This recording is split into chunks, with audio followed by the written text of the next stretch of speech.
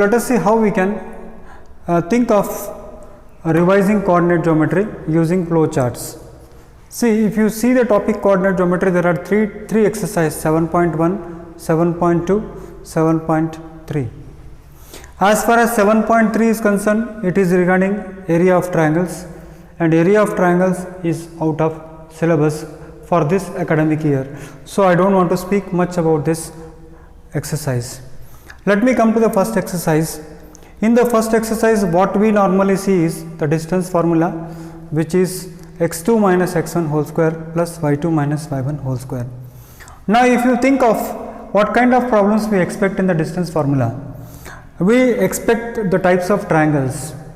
In that, what happens is, if AB equal to BC equal to CA, if all the three sides are equal, then we say it is an equilateral triangle. If two sides are equal, then we say it is an isosceles triangle. If no two sides are equal, then we say it is a scalene type of triangle. So, we can use the distance formula to determine the type of triangle. So, that is where we are using distance formula. Next type of example normally that we use is direct problems are there, where 2 points will be given to you and you will be asked to find out the distance between the 2 points. It is very simple. Simply you have to put the value of x1, x2, y1, y2, get the answer. So, that type of example we can expect here. Then next type is what? They will be giving you certain 3 points and they will ask you to find out whether it is coincident or not. In that case, what we do is, we calculate AB, we calculate BC, and then we calculate AC. If AB plus BC is equal to AC, then we say it is coincident line. So, this type of examples are there for coincident line. Now, one more type is there, that is nature of quadrilateral. What type of quadrilateral is there? Usually in this type of problems, what they do is, they will give you 4 points, and from that 4 points you will be asked to find out what is the nature of quadrilateral.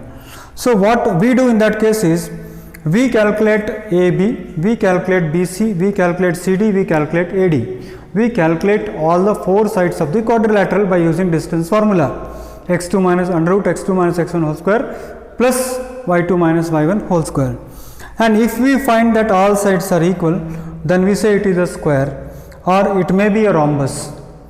If all sides are equal, then again one more thing that you have to do is, if diagonals are found equal, then it will be a square. If diagonals are unequal, then it will be a rhombus. So, this is the test for the nature of quadrilateral. Suppose while calculating, if we get opposite sides are equal, then in that case it may be a rectangle, it may be a parallelogram. Then what we do is, we calculate diagonals are equal means we say it is a rectangle. If diagonals are not equal means we say it is a parallelogram. So, this is the test for nature of quadrilaterals with the help of distance formula, and we have to use the distance formula here 6 times, 4 times to calculate the sides, 2 times to calculate the diagonals. Here we have to use the distance formula 3 times, here we have to use the distance formula 3 times, here only single time, here again 3 times. So, now if all sides are unequal, then we would say it is a quadrilateral. And one more type of problems that we find here is equidistant. When you get that points are equidistant, then we have to say that the given point, suppose if it is A and P and Q, we say AP equal to AQ. Here again they may say that point lies on x axis. If point lies on x axis, y coordinate is 0.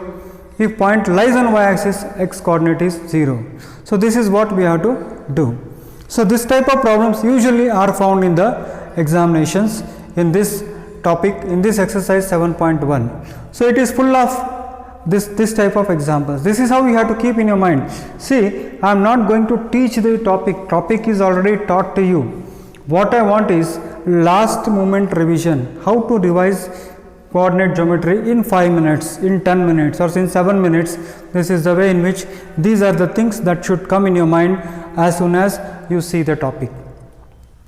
Now, when you talk about exercise 7.4, 7.2, it consists of section formula, and already the techniques of remembering the section formula. Now, this section formula, again there is one more type of question, that is in what ratio, whenever, or find the ratio. If this kind of questions are given, then you have to use k is to 1. In section formula usually they will give direct questions only are there. Direct questions are there where they will give you all the values and they will ask you to find out the values of x and y, or sometimes it may go like this also. They will give you the x and y values and they will ask you the values of m1 or m2 ratio also can be asked. m1 is to m2 is how much, that is also asked. Suppose if it is k is to 1, then what we do is this formula we are using. Then again midpoint formula is, these are all the derivatives of it. We are getting all this from this main formula. So when we come across midpoint formula, you know x1 plus x2 by 2, y1 plus y2 by 2. Here diagonal of a parallelogram usually bisect each other. That kind of question is given to you. Or center of a circle is given to you, wherein the ends of the diameter are given and center is to be found. Or one coordinate of the ends of diameter is given, center is given, you will be asked to find out the second coordinate of the diameter. Or a line is taken and divided into 4 equal parts. So this kind of questions are given in the midpoint formula. In the section formula, they can give that the line is trisected, not trisected, bisected. In that case 1:2 ratio you have to take, 2:1 ratio also you have to take. So overall, if you think of section formula, these are the questions that we can expect. What is it? First is direct one, section formula. In what ratio means k:1, and midpoint formula means this formula we have to use. Sometimes a combination of distance formula and section formula is given. Sometimes combination of section formula and midpoint formula is given. Sometimes combination of distance formula and k:1 ratio is given. So that combinations are quite possible in the examination. But if you want to conclude coordinate geometry in a nutshell, this is what we can speak about. तो coordinate geometry के बारे में अगर मुझे बात करना है तो डिस्टेंस फार्मूला आएगा. डिस्टेंस फार्मूला के अंदर क्या होता है, किस तरह का ट्रायंगल है देखना पड़ता है. तो अगर सारे बाजू इक्वल है तो इक्विलैटरल ट्रायंगल होगा, दो साइड्स इक्वल है आइसोसेलेस होगा, सभी इक्वल नहीं है तो स्केलन होगा. कुछ डायरेक्ट प्रॉब्लम भी होता है जहाँ पर दोनों कोऑर्डिनेट आपको दिया जाता है और डिस्टेंस पूछा जाता है. सीधी लाइन है क्या पूछने के लिए क्या करते हैं हम, A B plus B C is equal to A C. तो इस तरह से आप देखें यहाँ पर क्वाड्रिलैटरल्स के प्रकार आप जानते हैं कि सारे साइड इक्वल हो गए, डायगोनल इक्वल हो गए तो स्क्वायर है, सारे साइड इक्वल हो गए रोम्बस है, डायगोनल सन इक्वल है तो रोम्बस होगा, अपोजिट साइड्स इक्वल है, डायगोनल्स इक्वल है तो रेक्टेंगल होगा, अपोजिट साइड्स इक्वल है, डायगोनल सन इक्वल है तो पैरेललोग्राम होगा. फिर सेक्शन फार्मूला की बात आएगी तो ये फार्मूला डायरेक्ट है. फिर कुछ फाइंड रेशियो पूछते हैं तो ये फार्मूला यूज़ करना है. मिड पॉइंट फार्मूला की बात आएगी तो इसको यूज़ करना है. तो कुल मिलाकर अगर आपको पूरा कोऑर्डिनेट ज्योमेट्री अगर 10 मिनट में रिवीजन करना है तो इस तरह का फ्लो चार्ट आप बना सकते हो. और it is not absolute, I don't say that this is the only way in which you can prepare. This is an extract that has come in my mind. If you want you can add certain things to it and if you want you can delete certain things to it. It is only a reference for you.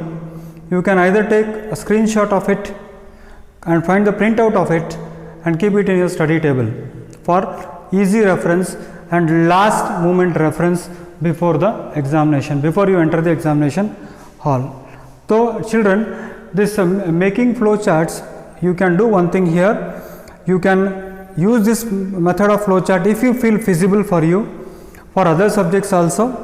It's up to you to decide whether it is feasible or not. I don't say it is compulsory for all, and at the same time I don't say it is not useful also. This is the way in which I used to study during my school days, so that everything I can carry it in my pocket and keep it as a last moment reference before I enter the examination hall, so that a clear picture of the chapter will come in front of my mind. Okay, so I hope you understood it.